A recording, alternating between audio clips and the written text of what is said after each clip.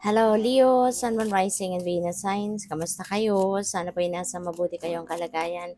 Welcome back po sa Star Tarot. At kung bago kayo rito, welcome din po kayo. Please subscribe, like, share my videos, and leave me a comment kung naka-resonate po kayo. Thank you. So, first card ni Leo, we have the Six of Cups. So, napakaganda nito kasi merong maaring mag-homecoming dito sa inyo. So, it could be you, no, na talagang uuwi. Maaring you're going to reconnect with your family, with your loved ones, you're going to reconnect with friends, pwede ganon. So, depende sa inyong sitwasyon yan. But you are coming home, no?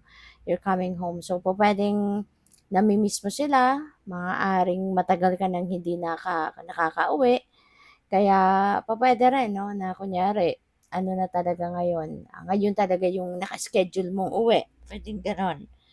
Um, so, speaking of homecoming, so, syempre, meron travel.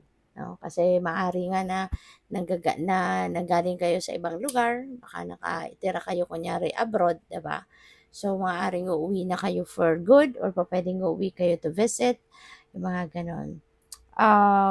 Reconnection also, ito for others of you. Baka ang iba sa inyo merong pakikipag balikan, 'di ba? Sa ex, no? Pwedeng ex-kaibigan, pwedeng ex-jowa, 'di ba? Na merong magbabalikan dito. Possible din, no, na ang iba sa inyo rito magsisimula kayo ng bagong buhay, no, with the star energy.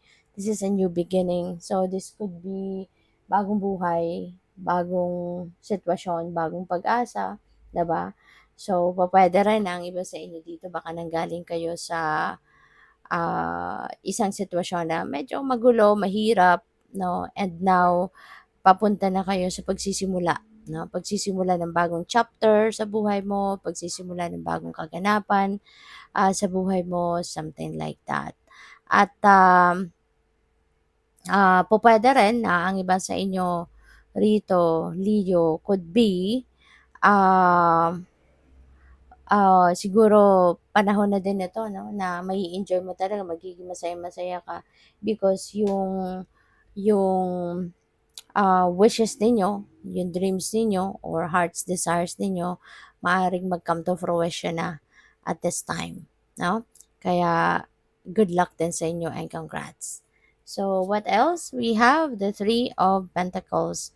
So this is nice, this is good, no? The Three of Pentacles, this is pagtutulungan, meron ditong collaboration, partnerships, maaari din ang iba sa inyo is going to experience na to work in a team. Kung dati solo-solo kayo, 'di ba? Maaring ang trabaho ninyo solo lang kayo, sa business ninyo solo lang kayo.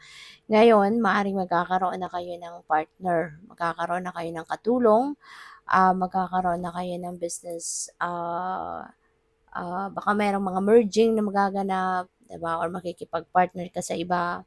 Kung sa trabaho din ito, maaari meron ka ng assistant, 'di ba? Magkakaroon ka na ng mga ganong sitwasyon. And pupuwede rin ang iba sa inyo baka mag-aaral, ano?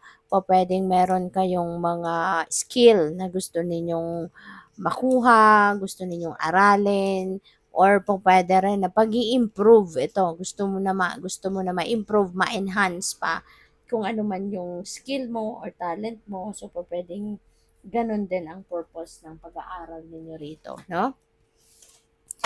So, tignan natin kung ano pa ang ganap. And by the way, maraming salamat muna for subscribing. And if you haven't subscribed yet, subscribe na kayo. And also, maraming salamat din for not skipping the ads. Malaking bagay yan sa akin. And also, please click the join button sa baba ng video kung gusto ninyo na mag-join kayo sa membership. Okay? Salamat po. So, what else? We have abundance. Wow, Leo, napakaswerte mo. Kasi magkakaroon ka ng abundance, no? So, sabi dito, I am a limitless being and I can manifest whatever I desire in this physical reality. So, most likely, nandoon kayo sa higher energetic frequency sa ngayon. That's why you will be able to manifest kung ano man yung gusto mong ma-manifest. And in this case, abundance, no? Yung mamamanifest ninyo. Magkakaroon kayo rito ng abundance of money, prosperity, so magkakaroon ng pera, uh, and kasaganaan, no?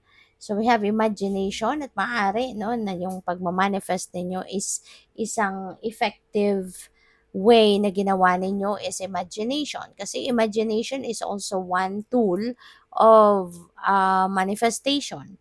Yung pag nag imagine kayo, ini-envision ninyo dito, ini-imagine ninyo sa isip ninyo kung ano yung picture na gusto ninyong mangyari or gusto ninyong matupad, gusto ninyong ma-experience.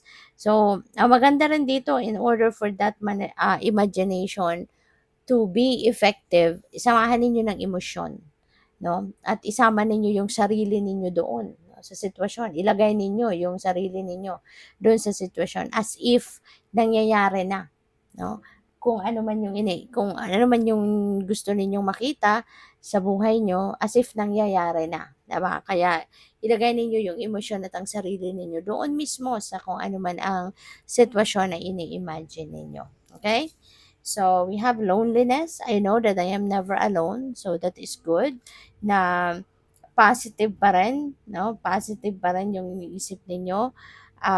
Siguro, ang iba lang dito sa inyo kasi, baka at this point, naghahanap kayo ng kausap, naghahanap kayo ng makakausap, pero maaring wala, no one is available, ano? Kasi depende, pa pwedeng puro may trabaho, or po pwedeng tulog na, 'di ba? Kaya gusto mo may kausap pero wala kang makausap, wala kang makasama, 'di ba? But yeah, maganda rin 'yan, no, na positibo pa rin ang iniisip mo, no, na hindi ka naman talaga totoong nag-iisa. No, maaaring at this very moment nag-iisa ka, pero that doesn't mean ano na sa ibang araw, sa ibang oras ay talagang mag-iisa ka, 'di ba? Unang-una sa spirit realm, 'di ba? Ang dami nating kasangga, no? We all have our spirit family. Kung gusto mo na ma-feel no yung kanilang presensya, 'di ba? They are just a prayer away. 'Di ba? Pwede mo silang tawagin, kausapin, and they will be there for you. 'Di ba? Magpaparamdam sila sa iyo. Nandiyan yung presensya nila. At kung dito naman sa physical realm, 'di ba? You just need to reach out to people.